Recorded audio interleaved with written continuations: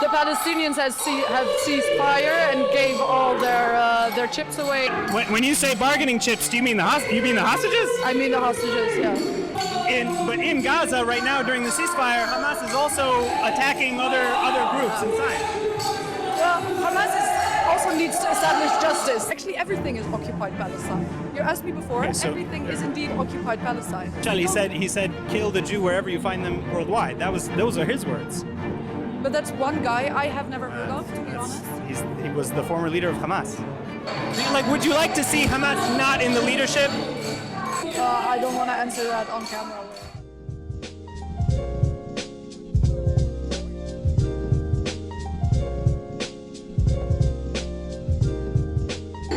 All right, I'm filming now. What is the question going to be? So I'm basically just, what is it that you're hoping to achieve here today?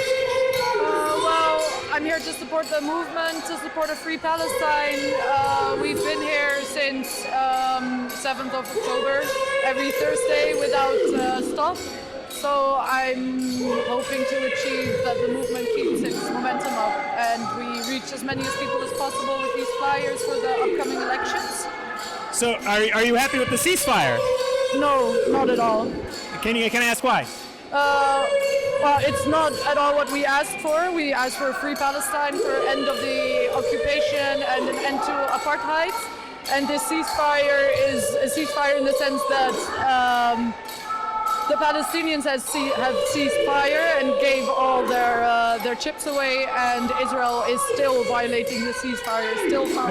When you say bargaining chips, do you mean the hostages? I mean the hostages, yeah. So okay, so. I ask different people and everybody gives me a different answer. When you say end the occupation, do you mean end in the West Bank in Gaza or end everything? End the occupation like Amnesty International has described it, like the ICJ has described it, the end of the occupation of the West Bank of Gaza and the establishment of a fair state where everyone is free, where there's no apartheid, whether it's called Israel or Palestine. It's supposed to be one state. It's the only solution there is under which all civilians are equal by law and in politics and social sphere. So who would you like to be like in the leadership of such a state? I'm obviously not going to solve the whole issue here. Oh, of course, yeah. I guess that's too big of a question. I guess that we have to look at transitional justice, how that has been established in the past in conflicts and genocides. And I do think that everyone should be called into account for their actions. So everyone living on illegally occupied territories should leave the territories and should atone for that in some way. So obviously, when you say hold people to account, you mean Israel as well. I understand that. Yeah, obviously. Of course. So obviously, the leadership in Israel, you're against them, and you'd like to hold them to account. What about Hamas? I think Hamas. They also, do you want to hold them also to account? Yeah, but how did you pronounce it? Hamas? Hamas. Yeah. Oh, yeah. That's what they call themselves. Yes, Hamas. Yeah. Hamas. Yeah. That's what they say as well. Hamas. Yes. No, the cha is kind of like a giveaway on what side you're on. A giveaway? Yeah. That's what they say. Hamas. No, they also say that. No, it's Hamas. Hamas with a ha. It's a different Arabic letter than the ha. Okay. Anyway, Hamas is a resistance movement. Okay. They could be tried before court, an independent court. Sorry? An independent court,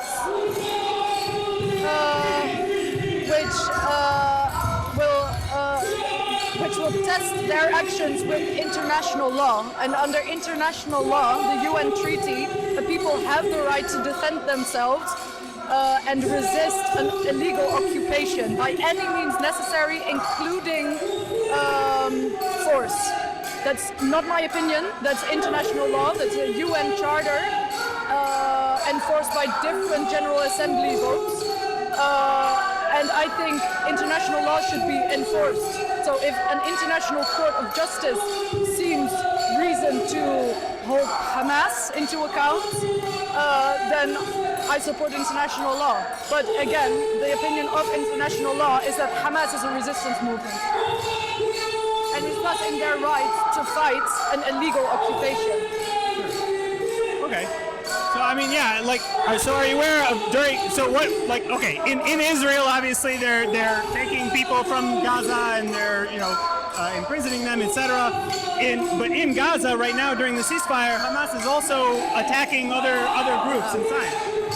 Well, Hamas also needs to establish justice. The people that they executed are people that actually it's kind of treason. They have been plundering all the aid trucks. They have been working together with the GHF, which is obviously a colonial tool of enforcing occupation as well.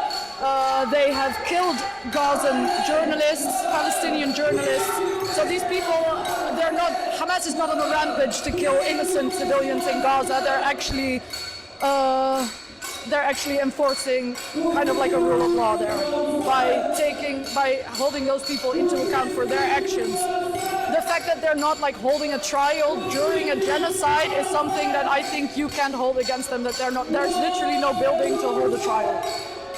But have you seen any evidence that those people were actually, like the Dagmush clan, for example? How do you know that they were the Dagmush clan? Yeah, the Dagmush clan is the exact clan, is that group, that militant group that has been working together with the GHF, that has been... I thought that was Al-Shabaab.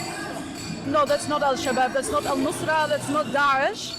That's the Dagmush clan. So it's a family in Gaza. I just meant because they were the ones in the south where the GHF is. Yeah. The Dagmush was in the north. The GHF wasn't up there. No, the GHF is not up there, but the people of the Dagmush clan, like it's a big family. They have people, like it's not just in the north. Those are the people who helped in the occupation and the United States with the DHF. They have killed Gazan journalist Saleh al-Jafarawi. They have killed him, amongst others. A veterinarian as well. I forgot his name. So it's not like they're on a rampage to kill innocent Gazan families. Okay. Anything else? I guess. Yeah, free Palestine. From the river to the sea. When you say that again, how would you say to the Israelis, like, because again, I'm like, let's work on both sides here, right? Yeah. The Palestinians want freedom, perfectly understandable. The Israelis, they say that we can't live with these people because they want us dead. Yeah, but I don't think that Israel has any credibility whatsoever. They've been lying, they've been breaking all promises, all ceasefires, they've been lying about sources, about evidence, they've been known for manufacturing evidence. I'm not going to listen to what an Israeli thinks is going to happen. Well, actually the Israelis are the one instigating all the violence since 1984, actually since 1898 with the Grand Zionist Convention, where they are already calling for ethnically cleansing the land of Palestine before the establishment of Israel. So I think that the whole placing yourself in like the victim position while you're the one perpetrating all the violence, incredible violence, genocidal violence even, is ridiculous. We should listen to the Palestinians who've been oppressed for 100 years. So when I listen though, because obviously I have to listen to the leadership and what they're saying, right? Because the Palestinian or the Israeli on the street, they can't control anything. I don't know why we should listen to the leadership.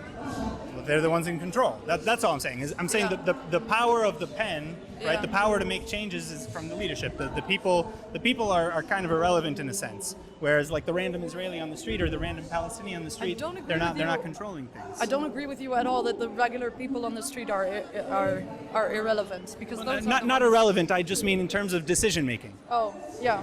Right. So if that's the case, you right? can always hold a referendum. Sorry. No, continue. Yeah. So I guess my question is, right, then if I'm looking at the leadership, which in this case is Hamas in Gaza, if you read their charter, they said that all of Palestine needs to be a Muslim waqf, right? Which means no Jews. I'm not sure that it exactly says that. I've read the charter actually. It does. It says Palestine is a Muslim waqf, a Muslim trust that cannot be in the hands of anybody other than Muslims. To be honest, it's been in the hands of Muslims for centuries, and Jews, Muslims, and Christians lived there in peace for centuries. So it is possible. Like Muslim leadership does not essentially fundamentally mean that Jews are going to be persecuted at all. Okay, I mean, but again, like how you like if we're trying to get to a peaceful resolution Yeah. of some sort, Yeah. then how do you do that when one side is saying it needs to be only Muslim? No, it doesn't say it needs to be only Muslim. It actually says that everyone can live there, irrespective of their It says, religion. well, they say it's a Muslim waqf, Yeah, where a the end Muslim times will waqf. only come when the Jew hides behind the rocks and trees. And Yeah, it I comes know from hadith. exactly what hadith It comes you from mean. hadith. Yeah. I know. Well, but that's what I'm saying. It's like, so how know what can the you, thing with the if we hadith- put ourselves into a mind of the average Israeli who says, if I want peace, how can I get there when Hamas, the leadership, wants me dead? The average Israeli is, their opinion is irrelevant. They are living on occupied lands, confiscated by illegal means, by the Nakba. Actually, everything is occupied Palestine. You asked me before, Okay, so- everything is indeed occupied Palestine. So what an Israeli thinks, whose lineage lies in Poland, what should happen to the land of Palestine is irrelevant. So when you say I Poland, don't know mean, where you're going to post it. I don't know how you're going to edit I'm it. independent. Yeah, I don't okay. edit. I won't edit your speech. I will represent you fairly. Okay. You are saying what you say, and that's it. Thank you. No, I have no interest in misrepresenting you. That's not my business. No, and I really want to say I appreciate you speaking to me. I really, really do. Thank you very much. Thank So, but yeah, I mean, so you say like the Nakba, which yes, many people were dispossessed of their land, but most Israelis are not from Europe. Most Israelis come from Arab countries. You mean from Iraq and From Iraq, Yemen, Algeria, from Egypt, from Lebanon, This is going to be such a long conversation if you want to dive into that, because well, but I'm saying where they like you say they have no roots. Like, well, they were forced lot there as of- well. they were not in Palestine. Like even if they No, came they from were Lebanon or Yemen, they were forced or out of those Iraq, they were forced out of those countries into Israel. They were not forced into those countries. They were actually. There- If you many- you can many- read many you can were. read the books of Avi Shleim, who is Jewish who is Israeli but Arab Jewish. His family, his lineage is originally from Iraq, I think Baghdad, and Right. So in Baghdad, for example, there was the Farhud. the Farhud. Yeah, the ethnic cleansing of Jews from Baghdad.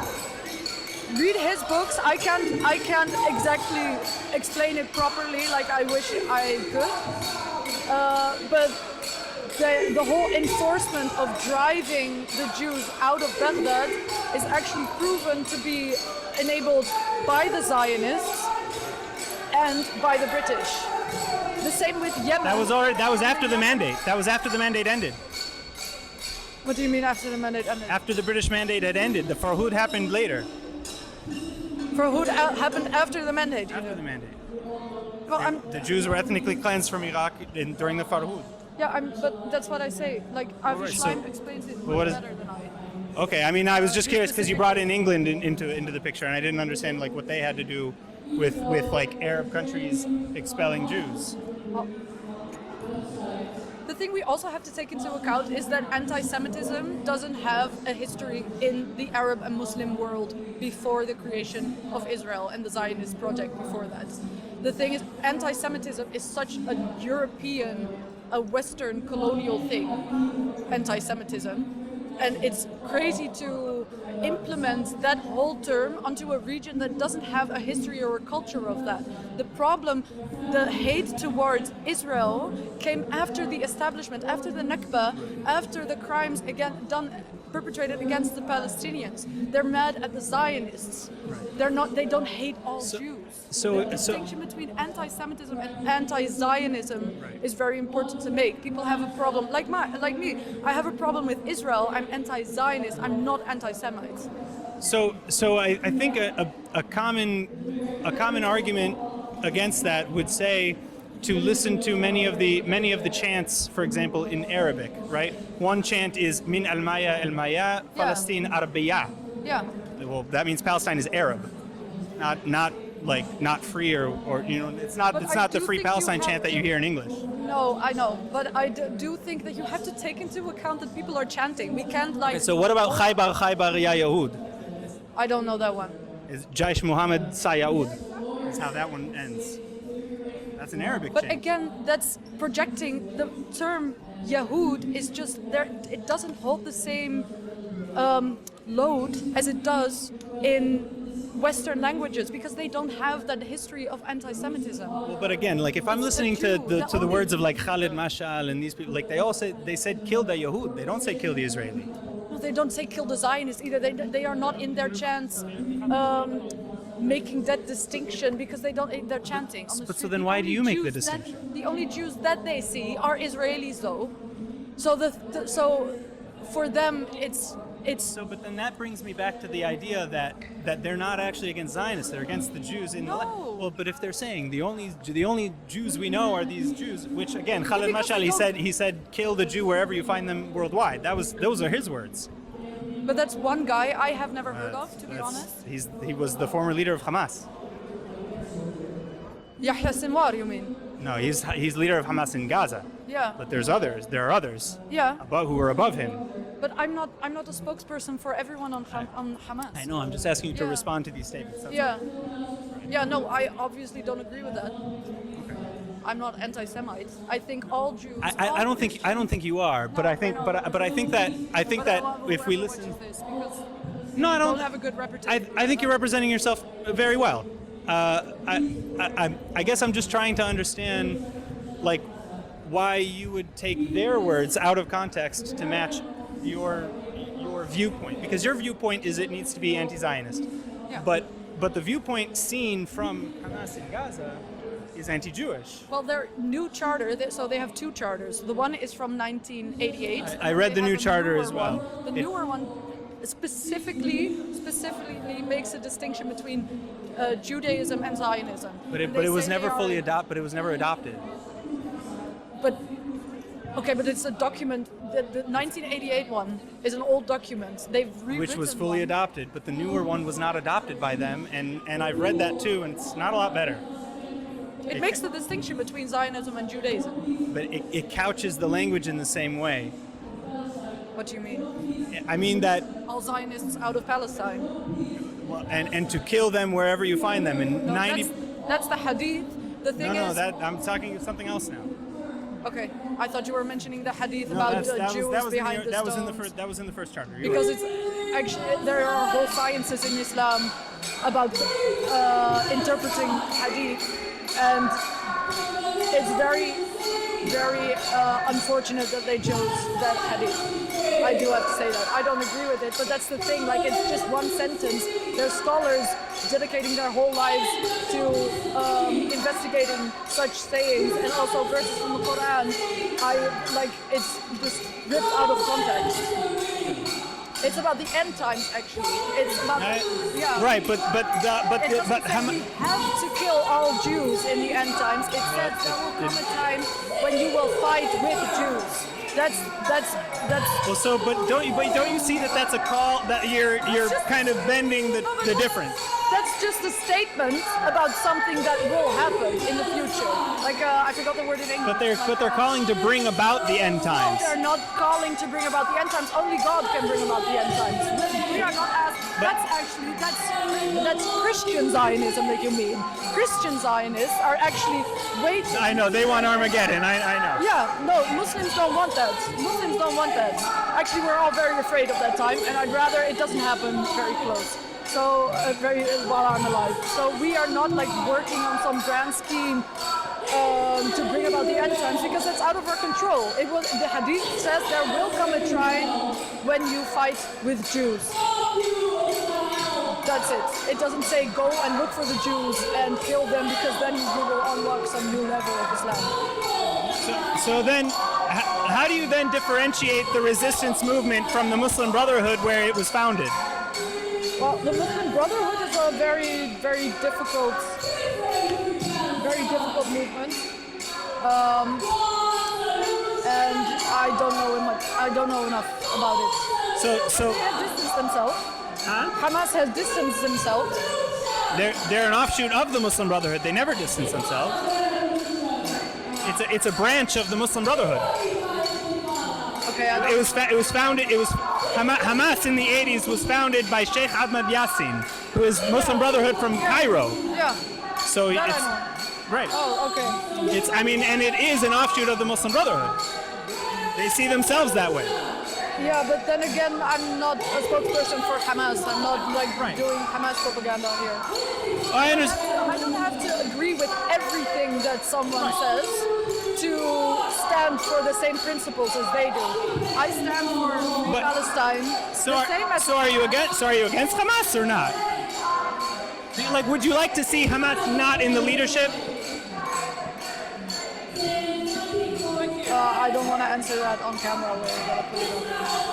So then you can understand again why people will say that you're not against them at all. Like that you're saying you don't support them, but according to international law, Hamas is a resistance movement.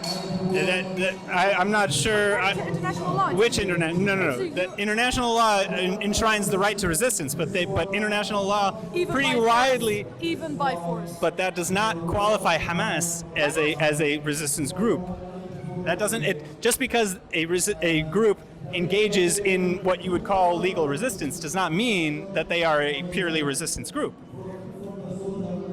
For example, if the group because it's not judged and properly gone through the whole. If you intentionally target civilians for the sake of political means, that qualifies most groups under international law as a terrorist organization, including in this one. But then again, it's a resistance group under the other charter because they're not just killing any random people on the streets. They're resisting even by force, which they're allowed to. The Bibas family? I'm not gonna get into the specific families. But that's what I mean. It's like you can't say that it's this and they don't do that and they're purely resistance when they intentionally go out to murder innocent civilians. But where does that charter, that UN charter, defining what resistance is, resistance against occupation, which is allowed by that charter, even by use of force, how does this not fit into that?